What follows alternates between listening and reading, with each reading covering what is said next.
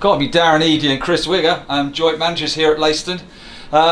Pre-season is upon us, and where did the summer go, guys? I mean, did you manage to get a little break at all?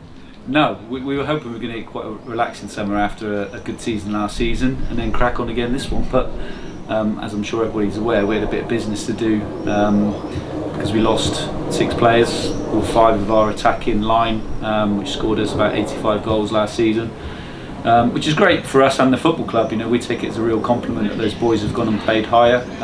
We always want to progress players here, whether it's with us or without us. So we take it as a pat on the back, and we're really delighted for them and wish them all the best. But it left us in a bit of a hole losing that many that quickly to try and have to replace to be competitive again this season. So we've been pretty busy. Yeah, I think you always have to be proactive. And I think we played the playoff game up here on a midweek, and the next morning I'm speaking to Dave on the phone, I'm speaking to Darren on the phone.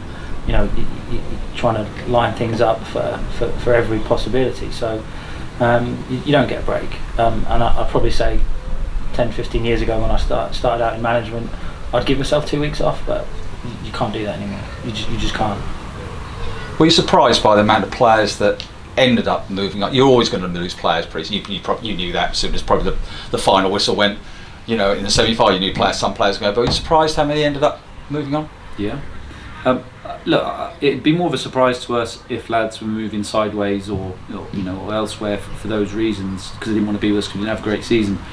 I think we have to look at it as a real positive, the season we had first of all, but also the fact that those lads have gone and played higher. You know, every lad that joins us, we want to give them the opportunity to fulfil their careers as high as they can. We'd never stand in their way. So, you know, some of these lads still had time left on their contracts, but we were willing to say, look, all the best to you. It's a great achievement for us as a club and achievement as managers to be able to progress our players, but also it shows potential recruitment for the future that actually we can progress you, and this is what we're here to do, with or without us. So look, we had to work hard. We like the squad we put together. Slightly different dynamic in the way we play. I think it will be next season, and it'll take a little time for those lads to all learn each other's games, but we're pleased how we've ended up, but it was a tough summer. We had some conversations with the board and with Andy as well, you know, and I think we have to look at it that if we want to, like Darren said, if we want to attract the best players and we want the best players at the football club, we have to understand that the better players will move on. We won't be the finished destination club. You know, we're going to be part of the journey, and we have to buy into that as a football club, and we have as managers, and the players have bought into it. So we understand that, but like Darren said again, the next young player that's deciding, well, do I join X, Y, Z? Well, you come to Leiston because we've got a proven track record of progressing players. And that's where we're at. I mean, as you said, it was a busy summer. There was players left, more than you thought, but you've recruited well. I mean, a lot of people say you've recruited well. You must be pleased with the quality you've attracted, as much as perhaps not the numbers yet, but you've probably still got a space or two. But you've attracted some very quality players to Leiston. Yeah, I think we had to replace those attacking areas quite quickly.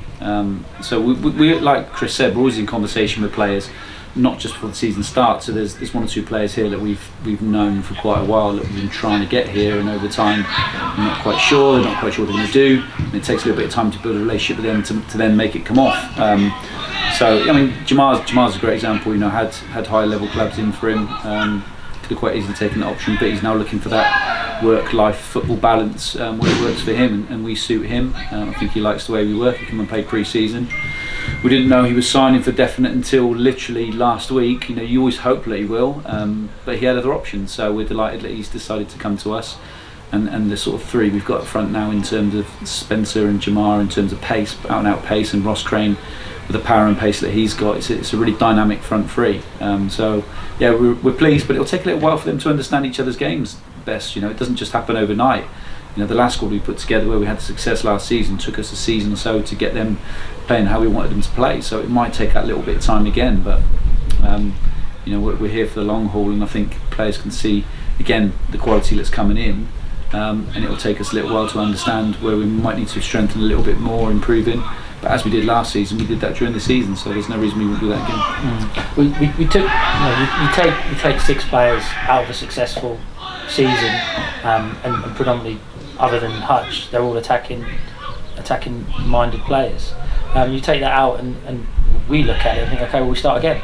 It took us 2-3 years to get us to this point. Well, okay, we'll go out and we'll recruit and we'll start again. But the other side of that is you always have your eye on this player who could come straight in, and you don't expect that guy to come straight in. You don't expect Ross to come straight in. You don't expect Spencer to be ready to come in and hit it how he's hit it. And then obviously the conversations we previously had with Jammer to get him in when we did.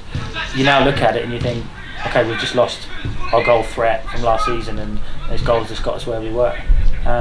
But actually, we're looking at it at the moment and we're thinking we've got a very different way of playing, but actually this could be just as successful for us.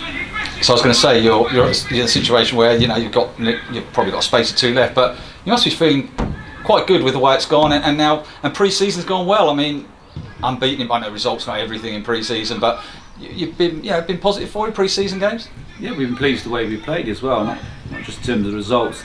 I know we played Step 4 teams, but they've always been a real test to us in pre-season before, and I don't think we've ever gone through pre-season with being unbeaten. That doesn't mean anything, but we've played Galston before in pre-season, played Wroxham and had tougher times against them, so it shows that the quality of the squad we've got and the possession base we had, it doesn't matter who you put in front of you, that they're going to lift their games. We saw that against Bury here at the weekend, that they're up for it. They want to come here and take some scalp, and that's sometimes going to be a more difficult game than it is playing a team at your level or above, because they look down a little bit upon you and take it a bit easier. So we're pleased how it's gone, but results really do mean nothing in pre-season. It's good that they've got the goals for confidence from those lads to understand each other's games, but it's important to, as we've said right at the start of pre-season, to hit the ground running August the 5th. That's the important part, which is why. And the one thing that's given us the benefit as well of this is it's given those youngsters an opportunity as well. We've got players in the squad who have come through again for our youth system.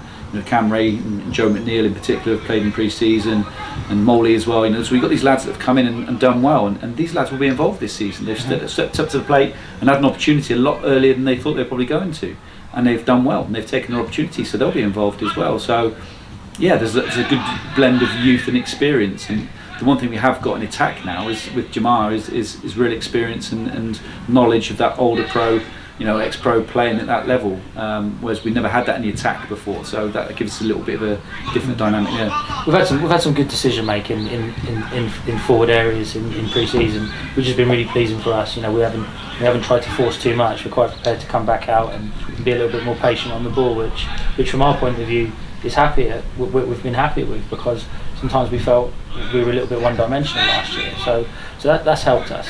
We're going back to the younger players. It's not just us that are recognising your Joe McNeil's turning up for pre-season, looking like he's gone up a level. The players are noticing it as well. You've got senior players, Ryan Jarvis, Rossi Jarvis, coming over to us after the end of training sessions like, Joe's looking good, Joe's looking sharp, he's looking more of an athlete, and it's great that the older, more experienced players that we have here take a real interest in the young lads, and that's something that we've always actively encouraged, haven't we? Yeah. So heading into the new season, we start next week. Halesowen away. Don't know much about Halesowen, and then Telford at home, a very big game, your first home game. You probably have looked at the first 3 or 4 fixtures of the new season and thoughts. It's always real difficult to try and work out where you're going to be, because, as I say, these teams we don't have much experience of. Telford, we played in the cup a couple of seasons here and beat them here in a tough game. Physically, they were a big, strong team. Obviously had a difficult season last season, but they'll be expected to be one of the front runners in the league as well. So, but we know from our home form last season, we get it right here. That gives us a good base to be on. We only lost one quite early on to Kings Langley here, and then we weren't beaten all season. So, if we can repeat that and turn a few more of those away draws into wins, then you can have another really successful season. But I think everybody's realistic about it, and we should be. It's not often you in this area when you've lost 6 you're attacking or 6 players of quality in your squad, to be able to repeat that feat season after season. It's a bit easier in the Midlands when you've got bigger budgets, a lot bigger pool to fish in terms of players. You can probably do that a bit more consistently, which is why you see the Colvilles and the Tamworths, all teams that are always up there. It's a bit more difficult in this area when you have a successful season. The budgets we have, and the club's always supported us, and the budget's been great, but a budget is what our budget is for this region, and we can't compete with those other teams that have got higher budgets in the higher leagues, and they come after you players when you have a good season. But as I said, we're delighted that those lads have moved on to test themselves at a higher level, and we go again this season. But it is a bit of a rebuild, but we're always looking forward to it. Those it's important to remember as well that those players that we lost, they all start. They all start. All right, 4 of your front 3. One of them sometimes going to miss out, but that's a natural rotation. Every single player that we've lost was a regular starter in this group. So then you have to replace regular starters with regular starters. You have to bring in, if you want to have the same success, you have to bring in the same calibre of player or better. So that has been hard, but actually we feel we've done that. We feel that we've brought in players that are going to compete for places, that are going to give us some headaches. So it is exciting, but we have to be realistic and understand. It doesn't just fall perfect. First game of the season, great, new group, six out, 5 in. It doesn't just work like that. So we're realistic, really. Yeah. I think that's the thing. I mean, you seem both quite realistic, but I think I sort of sense underneath your a little bit of excitement as well, like what this group might bring to you. It's all perhaps a little bit of an unknown, that the quality of the players, but you haven't. You're now going out testing yourselves. On August the 5th onwards, I suppose. I think there's excitement, but I think that there should be excitement with every pre-season. If we're not excited, chatting to you here with the players playing in the background on the pitch when the pitch looks so fantastic and it's a nice evening, if we're not excited at that, then we shouldn't be doing what we're doing. We shouldn't bother being here. So there's always going to be that. But yeah, you're right. I think we know that we had a successful season last year. We know that we overachieved. But we also know that's now made people take up and realise that Leiston are a football club to be taken seriously. So we're not prepared to let our standards drop. We've worked hard to get ourselves here, and we're not just going to give that up just because 5 players have stepped up and one's gone to a club that that finished above us last season. So we're not going to let things slip at all. We're really going to have a good go for it. Leiston fans are always quite passionate. I mean, they're a passionate group here. They love their football and they love what they see. And you have brought some exciting football over recent years. I mean, a word to them. I mean, to get behind you and just keep the faith going, if you like.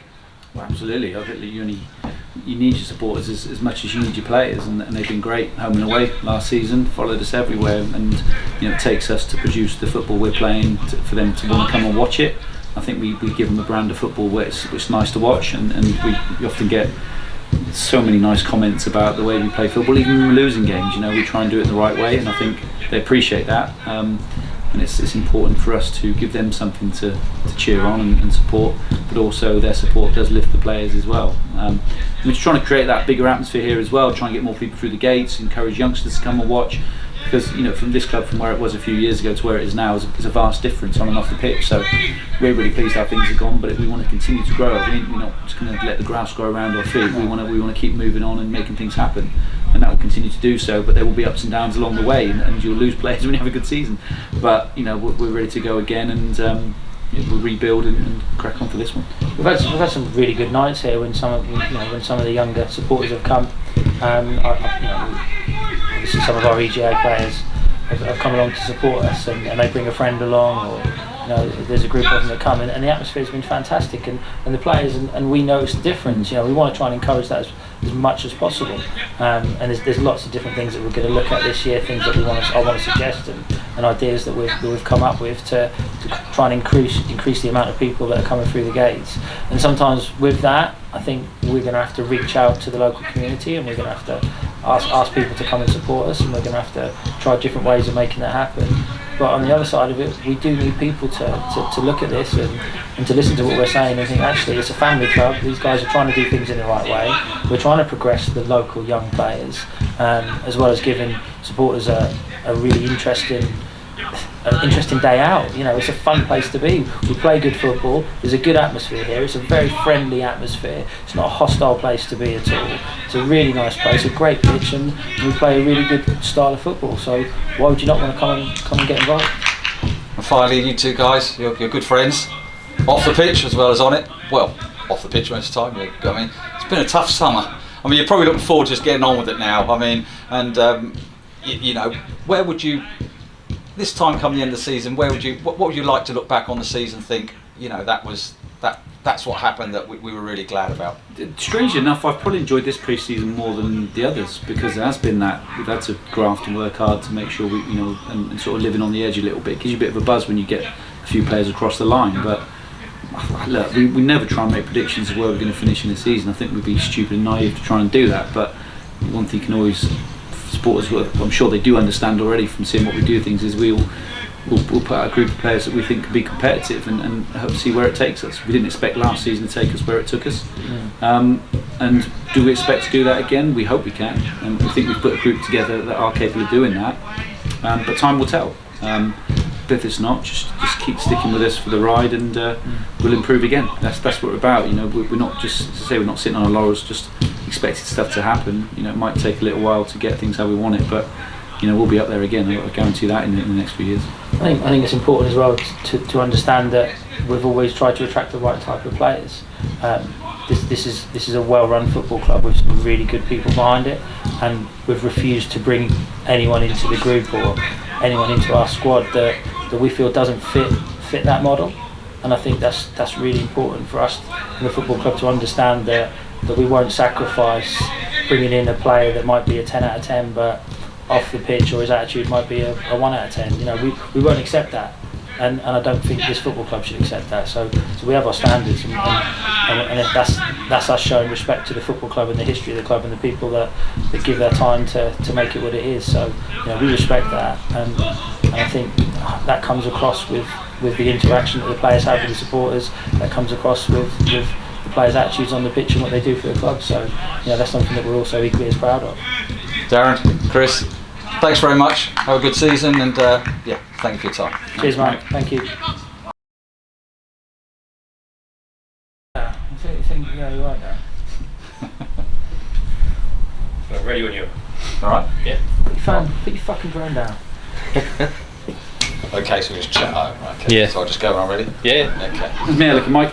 You look sharp, Darren. Aye. Very sharp. Aye. How's mine looking? Thin? So it's okay. Not as thin as One mine. looks like the pitch at the start of the season. This looks like the pitch at the end of the season. Let's get that one. Honestly, like the fucking outtake. Put that on. Okay.